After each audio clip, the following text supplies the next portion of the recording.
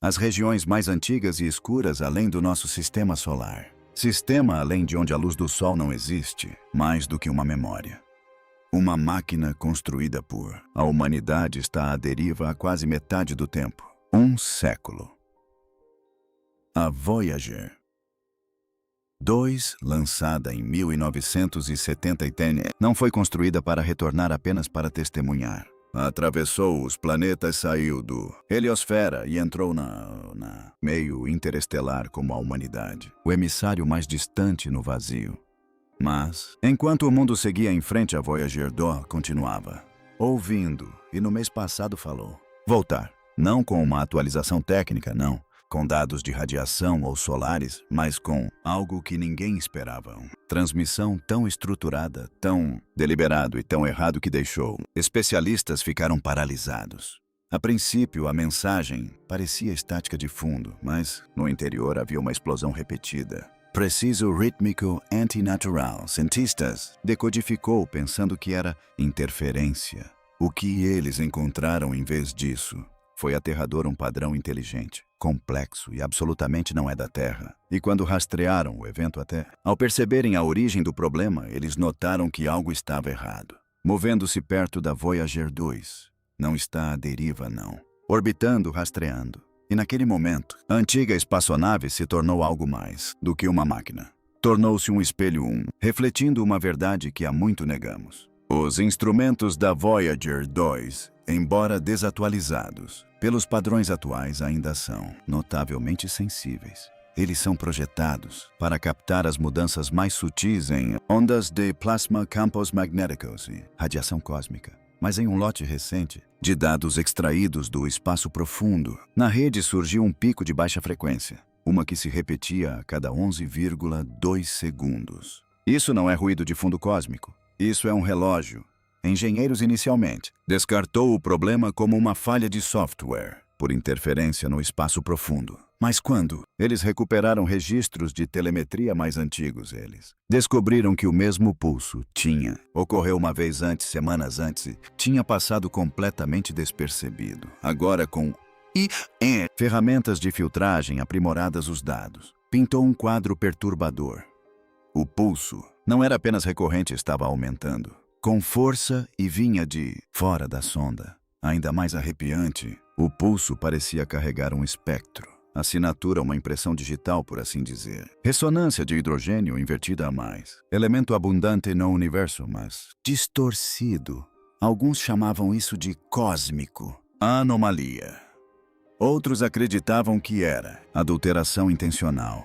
Mas de qualquer forma, o silêncio do espaço profundo tinha sido quebrado não por barulho, mas por algo que sabiam falar matematicamente. Utilizando triangulação e atraso de frequência, a análise e controle da missão determinou que a fonte do pulso não era estacionário.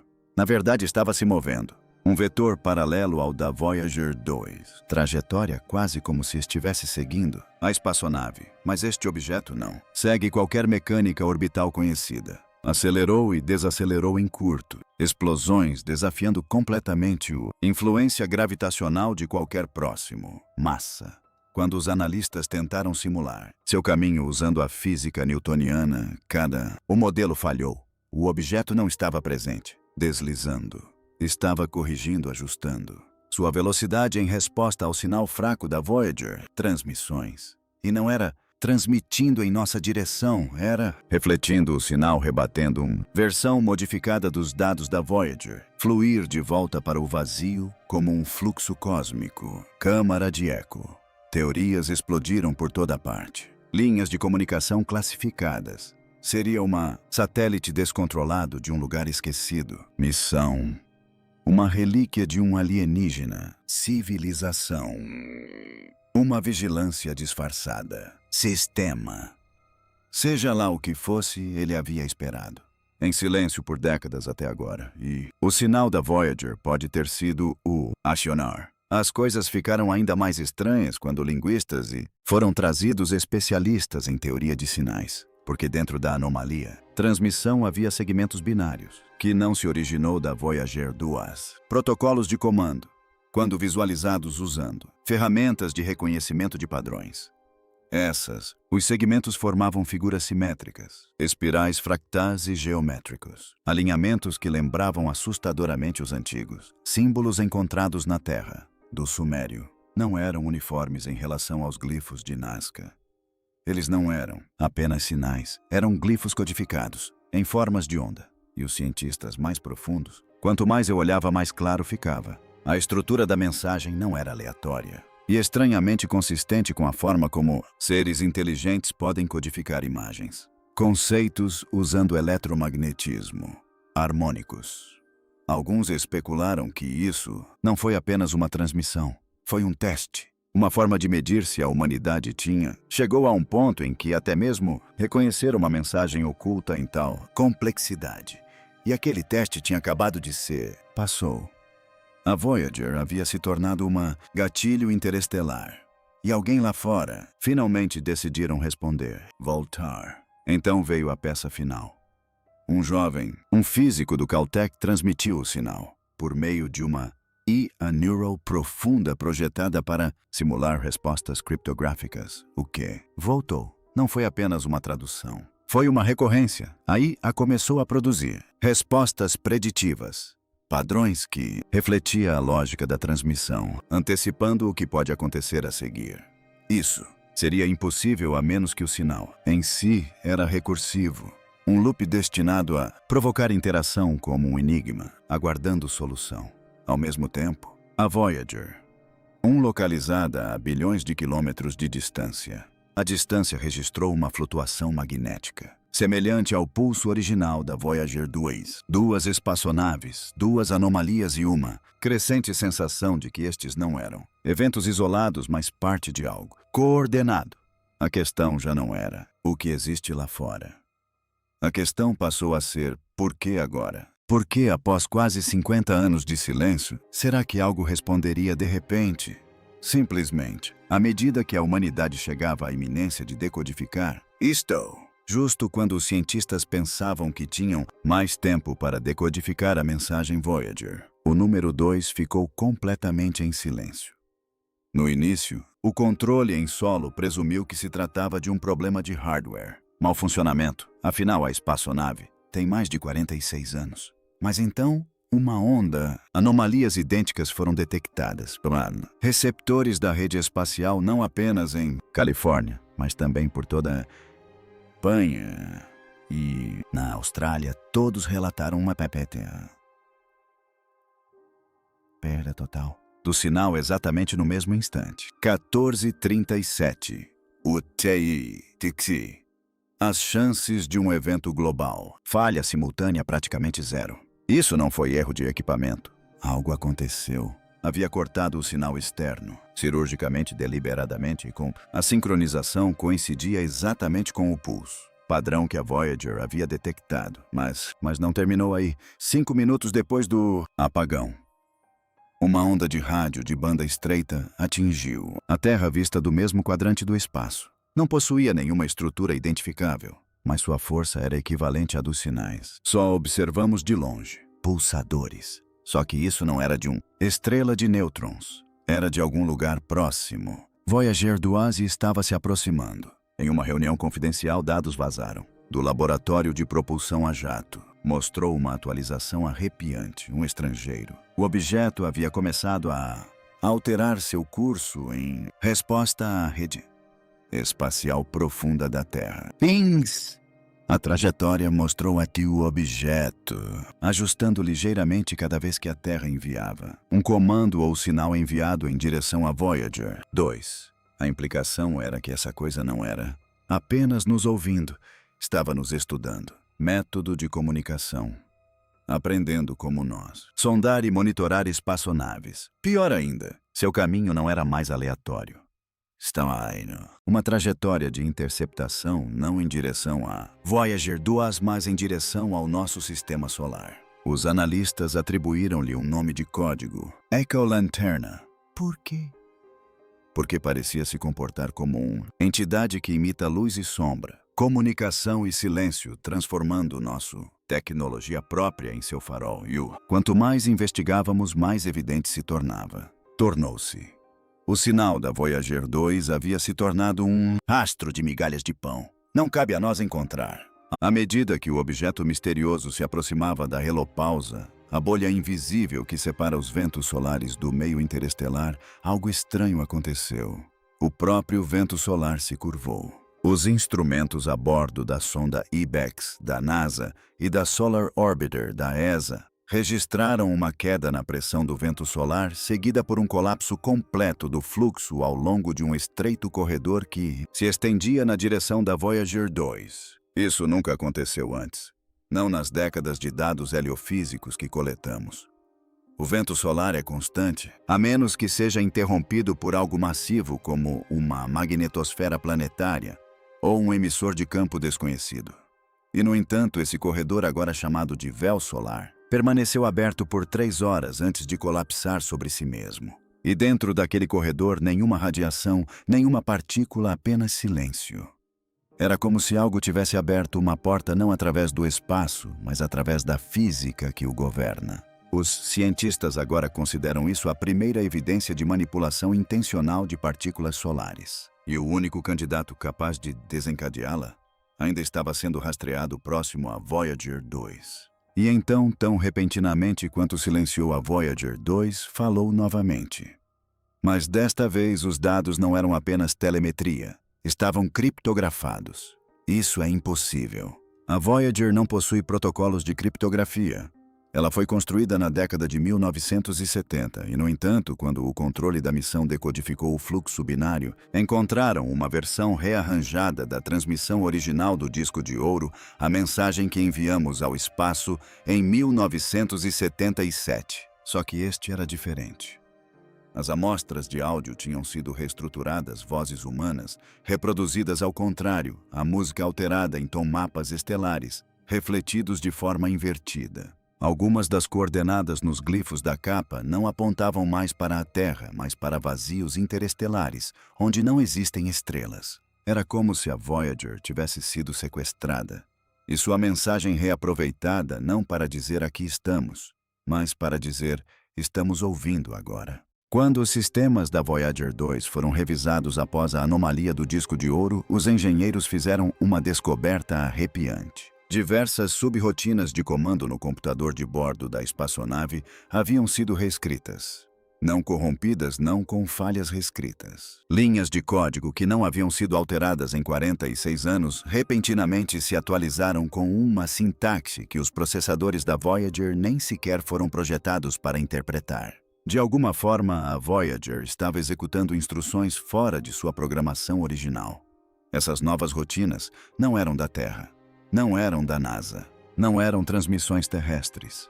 Eram internas, como se a sonda tivesse recebido um sinal de algum lugar e obedecido. A parte mais assustadora era que as subrotinas reescritas apontavam para uma função específica, transmissão de longo alcance, mas não em direção à Terra. E sim em direção ao espaço interestelar profundo. Isso significa que a Voyager não estava apenas ouvindo, mas respondendo. E não temos ideia do que ela disse. Poucas horas após essa descoberta, diversos observatórios globais, incluindo os do Japão, Chile e Groenlândia, receberam ordens para redirecionar seus instrumentos sem qualquer explicação. Seus alvos eram 3 setores específicos do espaço profundo alinhados com a direção da transmissão da Voyager 2.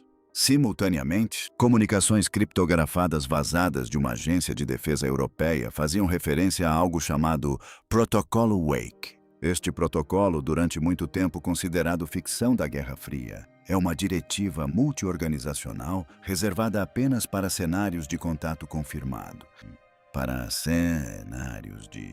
Particularmente aqueles que envolvem sondas automatizadas que ativam respostas externas. E inclui o bloqueio de satélites classificados, a suspensão de certas faixas de frequência e o redirecionamento de conjuntos de telescópios para as regiões mais externas do cinturão de Kuiper. Por quê? Porque uma vez que uma máquina envia uma mensagem sem aprovação humana, perdemos o controle do primeiro contato e as potências mundiais precisam presumir o pior, que algo ou alguém lá fora possa responder de uma maneira para a qual não estamos preparados. Então surgiu uma nova anomalia. Durante um período de exatamente 41 minutos, vários satélites e estações terrestres experimentaram o que foi denominado eco temporal, um loop de sinal no qual pacotes de dados se repetiam em perfeita sincronia, como se o mesmo instante e a mesma telemetria estivessem sendo reproduzidos indefinidamente. Mas esses não eram arquivos. Essas transmissões ao vivo eram distorcidas de tal forma que davam a impressão de que o próprio tempo havia sofrido uma falha.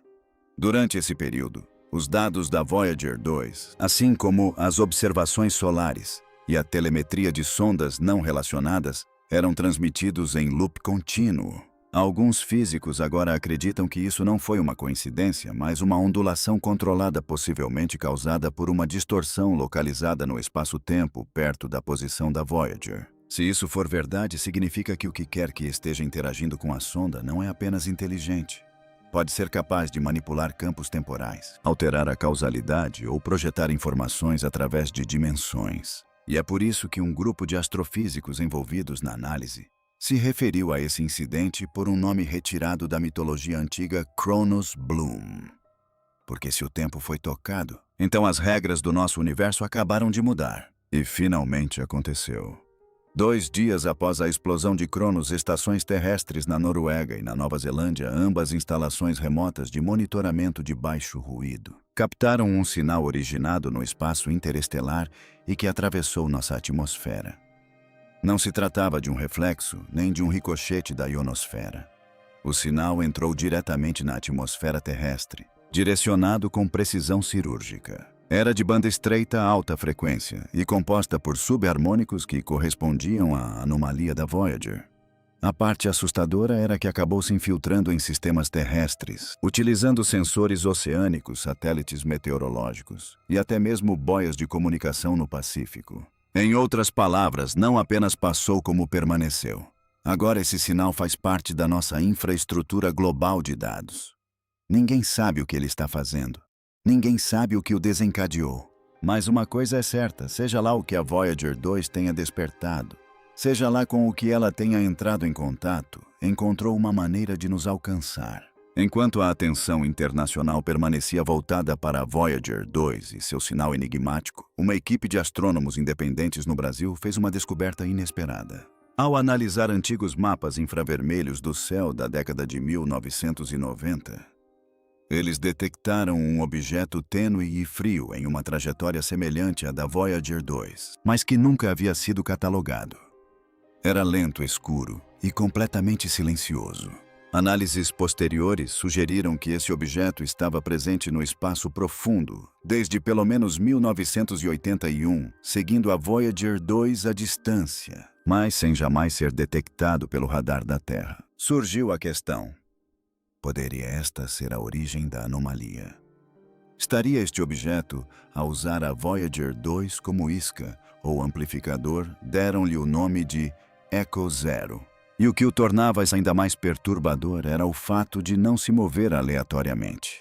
Seguia uma espiral logarítmica, uma forma frequentemente associada às leis da natureza, mas também encontrada codificada em certos padrões terrestres antigos, como conchas marinhas galáxias e a proporção áurea. A implicação era que, seja lá o que fosse o Echo Zero, viajava com um propósito, usando a matemática não apenas como ferramenta de movimento, mas como linguagem de camuflagem. Então veio a intervenção do telescópio espacial James Webb, redirecionado sem aviso prévio para observar o espaço entre a Voyager 2 e as coordenadas do sinal recebido. O que ele encontrou não foi um único objeto, mas um campo de massas refletoras quase invisíveis no espectro infravermelho. Essas massas se moviam juntas, não orbitando, mas à deriva como um aglomerado semelhante a um cardume de peixes respondendo a correntes invisíveis. Os cientistas classificaram-na como uma formação coordenada a um padrão nunca observado em objetos naturais nessa escala ou distância.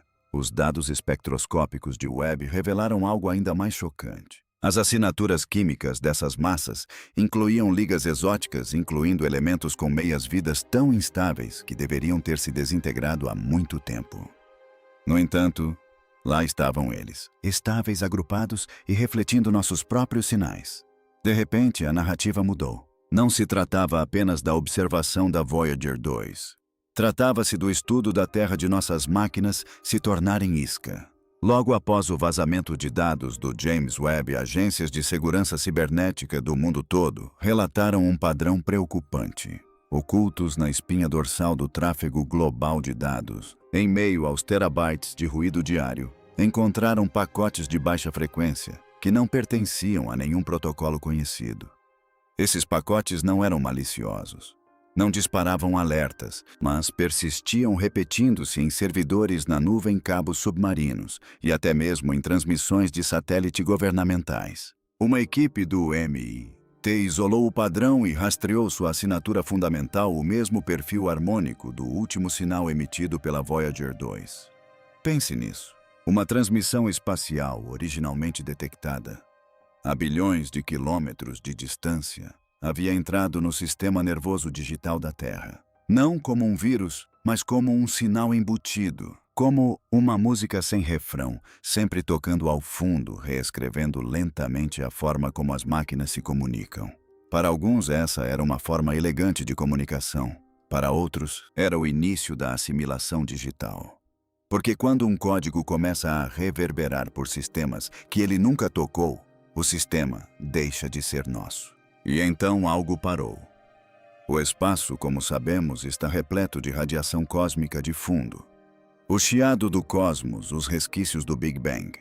Mas durante 18 minutos, um conjunto de radiotelescópios no Chile, na África do Sul e na Austrália registrou o desaparecimento total dessa radiação cósmica de fundo.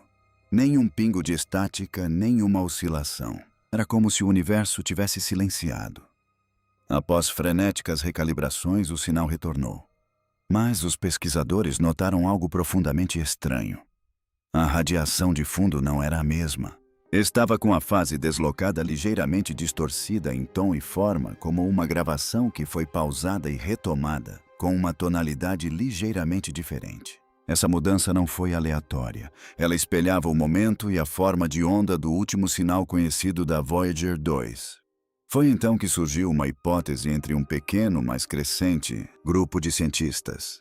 E se o silêncio não fosse uma falha, mas uma reinicialização? E se o universo não tivesse ficado em silêncio de fato, mas tivesse sido sobrescrito apenas o suficiente para inserir algo novo? Enviamos a Voyager 2 ao cosmos como um gesto de esperança, uma garrafa à deriva no oceano cósmico selada com o sonho de que talvez em algum lugar alguém a encontrasse. Mas e se ela não fosse encontrada? E se fosse algo esperado? E se nossa mensagem não fosse um sussurro no vazio, mas um convite respondido não por acaso, mas por um desígnio? Porque tudo, desde os pulsos metálicos e o código reescrito até o silêncio do próprio universo, aponta não para a coincidência, mas para uma resposta. Algo lá fora não apenas nos notou, esperou.